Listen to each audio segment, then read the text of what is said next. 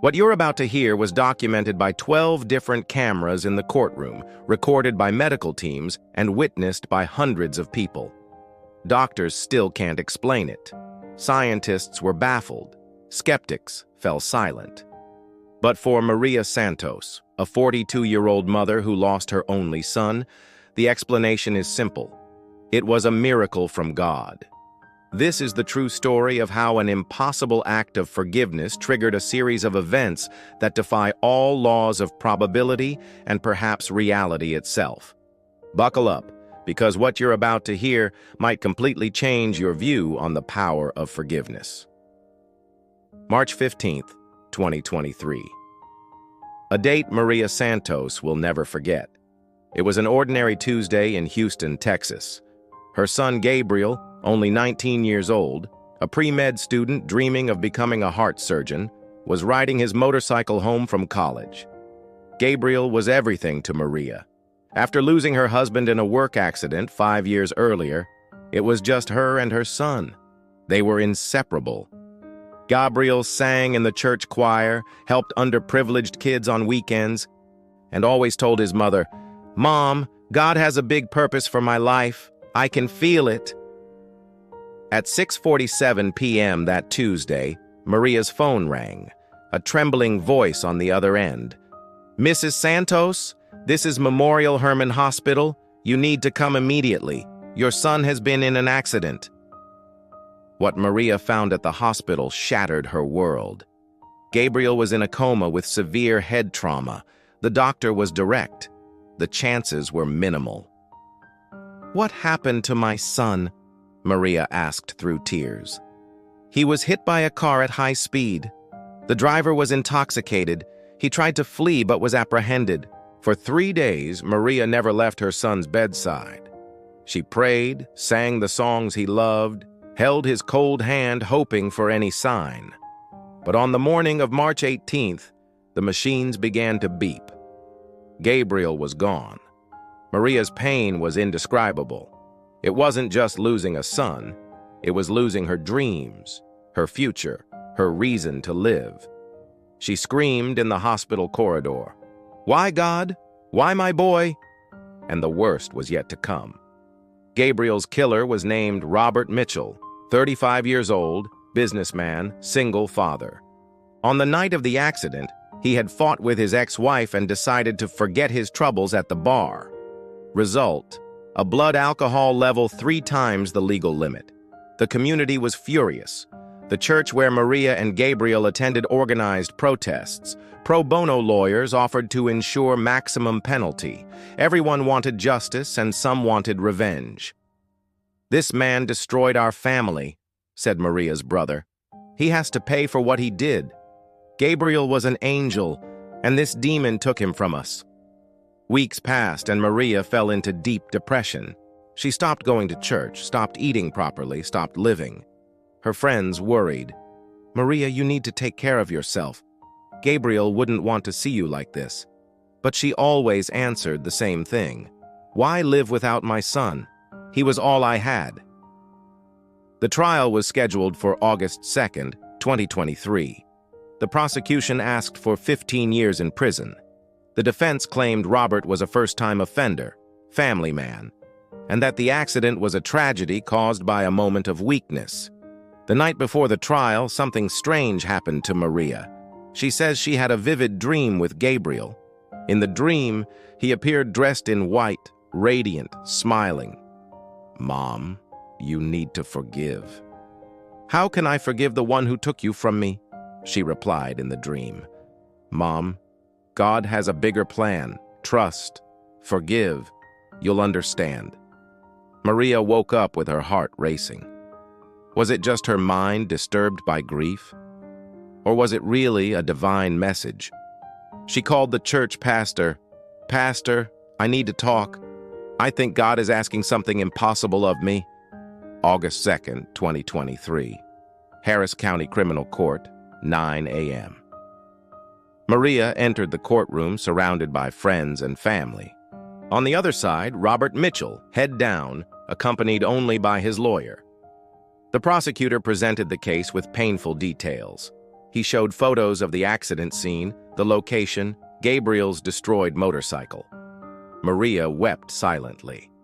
Then came the defense's moment. Robert's lawyer began talking about moments of weakness and first-time offender, but he was interrupted by Robert, who asked to speak. "Your Honor," Robert said with his voice choked, "I want to apologize. There's no excuse for what I did. I took an angel from this world. I destroyed a family. If I could trade places with that boy, I would." Tears streamed down his face. "I have an 8-year-old son. He's dying of leukemia. Every day I think, how can I want God to heal my son when I took someone else's son away? I don't deserve forgiveness." It was at that moment that Maria felt something extraordinary, a force, an inner voice, an impulse that she still can't fully explain today.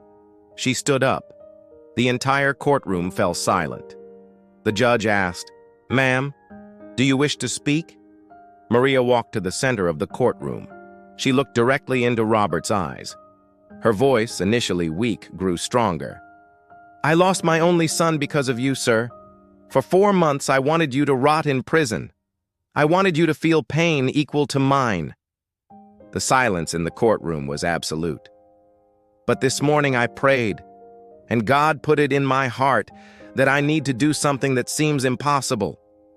Maria paused, took a deep breath, and said the words that changed everything. "I forgive you, Robert. I forgive you because my son taught me that love is stronger than hate, and I believe God has a greater purpose in all of this." Robert broke down in tears. Some people in the courtroom shouted "no" in protest. Others began to cry. The judge himself needed a moment to compose himself, but Maria wasn't finished. "I don't just forgive you, I want to help your son." What happened after Maria's forgiveness seemed like a movie script, but it was all real, documented, and witnessed. First, Maria discovered details about Robert's son. Lucas, 8 years old, had been fighting acute myeloid leukemia for 2 years. He urgently needed a bone marrow transplant, but no compatible donor had been found. Here begins the first impossible of the story. Maria had kept blood and tissue samples from Gabriel for donation to science. It was his wish to help medicine even after death.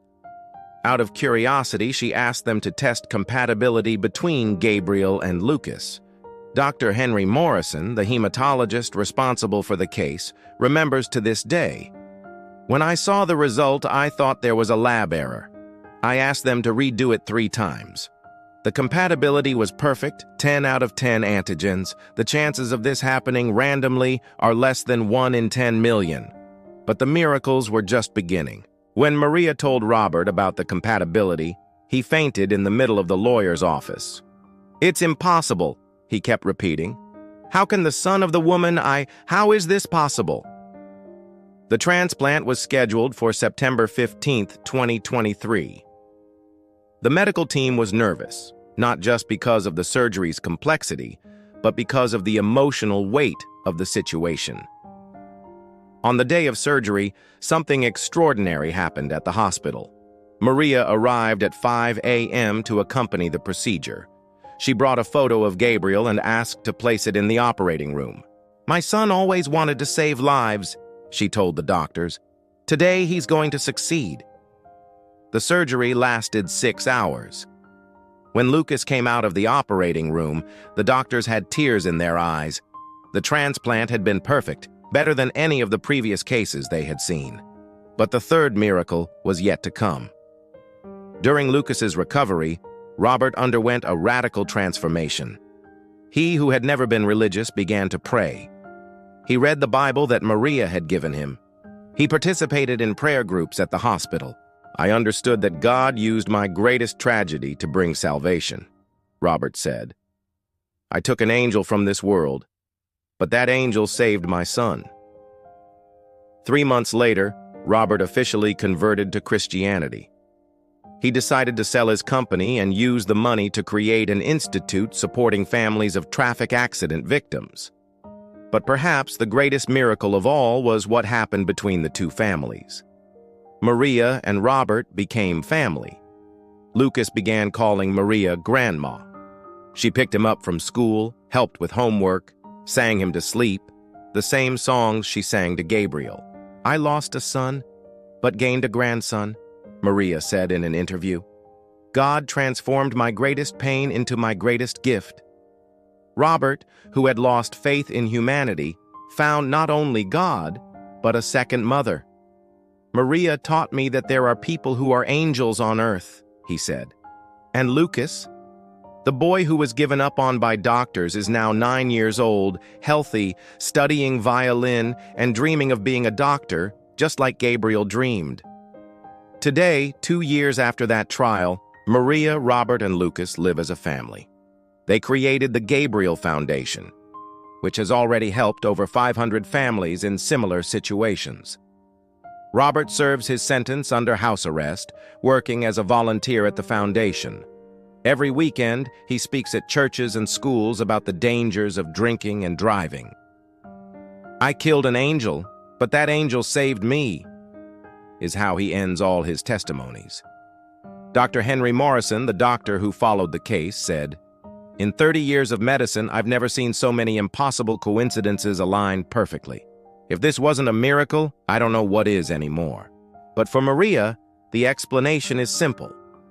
God works all things together for good for those who love him. Even the greatest pain can become the greatest purpose. Maria's story teaches us that forgiveness isn't just for those who receive it. It's mainly for those who offer it. It's the key that opens doors to miracles we can't even imagine. And you? Is there someone in your life who needs your forgiveness? Is there some hurt you need to surrender into God's hands? Maybe it's time to discover what miracles are waiting on the other side of your forgiveness. If this story touched your heart, hit that like button, subscribe to the channel, and share in the comments. Have you ever experienced or witnessed a miracle in your life? Until the next video, and remember, God always has a bigger plan.